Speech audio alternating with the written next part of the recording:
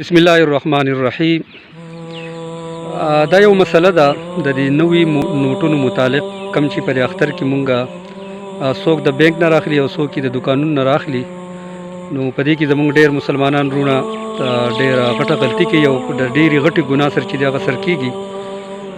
عام طور باندې دغه نوي نوټونه په بینکونو کې خو په هغې باندې اضافي چارجز نه لي.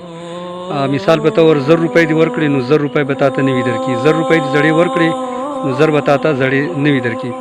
خو البته چې دا کم پرایویټ دکانونه دي او چا روزګار رخ کړی دی نو هغوی بیا لک اضافي چارجز داخلي. مثال په طور باندې 1000 روپۍ دې ورکړې نو د 1000 په ځای باندې به تا ته 900 درکوي، یا 5000 دې ورکړي نو 5000 کې بستانه 100 روپۍ 200 روپۍ چې دي نو هغوی کټینګ کوي. نو دا مسله باندې ځان پوه کول پکار دي که پیسې نوي دي او که زړې دي. دا د دې ویډیو چې دی نو هغه بالکل یوه ده. دا نغدي پیسې په دې کې کمی او بیشي چې دی نو دا سود راځي. نو د دې نه چې دی نو هغه ځان بچ کول پکار دي، خاص کر د اختر په موقعو باندې چې مونږه د نوي پیسو په لالچ کې راشو او داسې د سود یو اهم یو ډیره خطرناک او غټه ګناه کې چې دی هغه مونږ مبتلا شو. نو دا یو پیغام ستاسو زه مخکې شیر کولو چې یاره په اختر کې چېرته مونږه داسې ګناه ونه کړو.